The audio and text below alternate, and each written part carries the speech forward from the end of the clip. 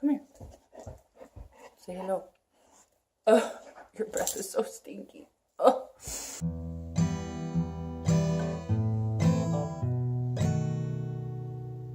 Hey guys, it's supercossack, and today's video is going to be a little different. I'm going to be presenting 5 types of characters that I am sick of. Obviously, this is just my personal opinion. You might like these types of characters, or maybe you just haven't seen enough of them for them to be annoying. But as for me and the type of books I read, the movies I watch, and the video games I play, I just see these characters way too much and I'm tired of them. So without further ado, and in no particular order, here are 5 types of characters that I am sick of. Number 1, the wise old mentor. Gandalf, Dumbledore, Vesemir, Obi-Wan Kenobi.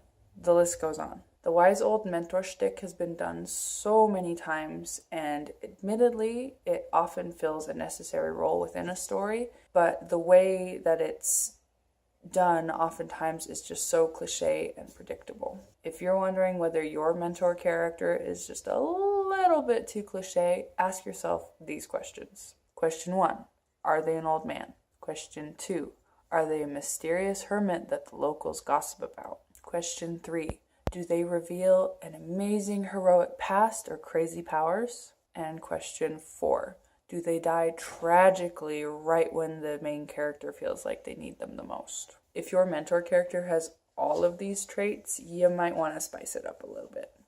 Number 2, the obvious love triangle. Now, this isn't exactly one specific character. It's obviously a combination of 3. Oh my gosh. Turkey. But I'm just so tired of, especially in young adult novels, seeing a love triangle that from the get-go, you already know which guy the girl's going to choose. There's not even a question of whether she's going to choose the second guy. He's just there for no reason other than to illustrate how amazing and desirable the girl is. It's very annoying. Some of the most obvious examples I can think of are Twilight, The Hunger Games, and The Court of Thorns and Roses. There's obviously others, but those are just the ones that came to mind. The last example is particularly annoying because the author sets up the first book in such a way that you think there's only one guy in the triangle, so it's not even apparent it's a triangle yet. So she sets up this first guy, makes him amazing and dreamy, and the main protagonist girl falls in love with him. On top of that, the second guy is barely mentioned in the first book. Like, he's not even a serious part of the book until the very end. And then in the second book, it's like she completely alters the first guy's character to make him annoying and controlling and just not at all like what you got used to in the first book. And then she throws the second guy in and goes, oh, look, here's a different love interest. And it feels so cheap and inauthentic.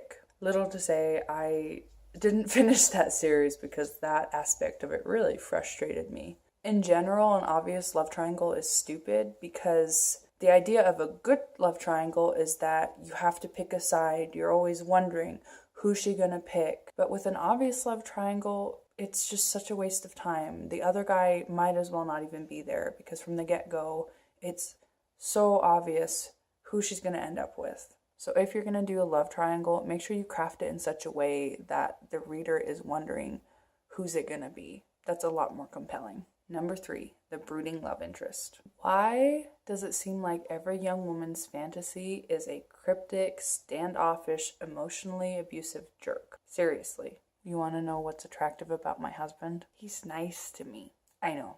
What a concept. Guys, stalking is not endearing. Manipulation is not cute. Being controlling is not the same thing as being protective. Leading a girl on and then disappearing so that she's driven to the point of suicide is not playing hard to get. These dream boys really creep me out. If you're looking for a good example of how to do the mysterious brooding man, just read Pride and Prejudice. The reason Darcy works so well is because at first, when you don't know him as a character, he seems like he's a jerk. He seems like he's a bad guy. But as you peel back the layers and reveal his true character, it's revealed that he's actually a good person and he has many good qualities. And note, revealing that you're a vampire and then remaining a jerk for the rest of the 4-book saga is not the same thing. You know who you are. Number 4, the evil villain. I think this is particularly common in fantasy novels where you have kind of this ambiguous, dark, powerful villain that the heroes are working to defeat. Even when you're in a fantasy world like that where you can get away with kind of the mysterious villain, it's still just hard to invest in the conflict if you feel like the villain doesn't have any real motivations. I'll give an example of a really popular series that I don't feel like fully fleshed out the villain. This isn't going to be a popular opinion, but bear with me. And first of all, disclaimer, I'm a huge fan of this series. So in my opinion, Lord Voldemort was a really poorly developed, kind of weak, uninteresting villain. I know towards the end of the series, J.K. Rowling tried to develop his past and explain why he would have so much hatred towards non-magical people and that sort of thing. But overall, it felt very rushed, and at the end of it, I still didn't have a full grasp of why was Lord Voldemort doing what he was doing. In the end, it really just felt like he was just evil. If it helps, try to think of real life villains when you're trying to create your villain. Even people like Hitler and Stalin, who we know are just these atrocious evil people, they had real, although bad, motivation behind what they were doing. So make sure when you're creating their villain, even if you want them to be unlikable, they still need to be relatable in like a human sense. This really only applies if your villain or antagonist is a person. Obviously, if you're doing man versus nature or something of that sort, it doesn't apply. And finally, number 5, the Mary Sue. If you've been writing for a while, you've probably heard of this already, but it doesn't hurt to mention it. A Mary Sue is basically just a character that is overloaded with traits that on their own might be desirable, but when you have too many of them together, they make your character unrelatable and unlikable.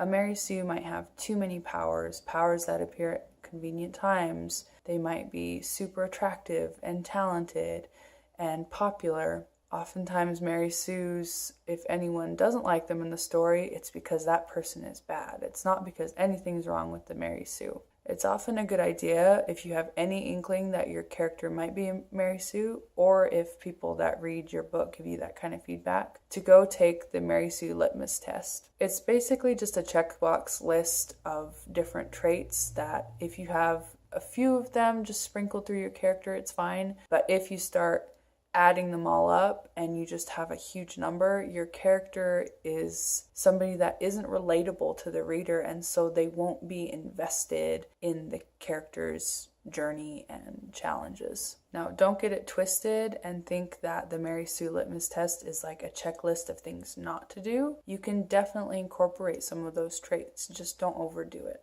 I'm going to include a link to the Mary Sue litmus test in the description box below. And that was 5 types of characters that I am sick of. Be sure to take everything I said in this video with a grain of salt. It's just my personal opinion. It is not fact, and I'm not presenting it as that. Harry Potter fans, please don't come for me. I'm sorry that I'm not a huge fan of Lord Voldemort. If you enjoyed the video, be sure to hit the like button so I know to keep making videos like this. Additionally, don't forget to subscribe if you want to be updated when I upload new videos. That's all for today, guys. Happy writing. Bye!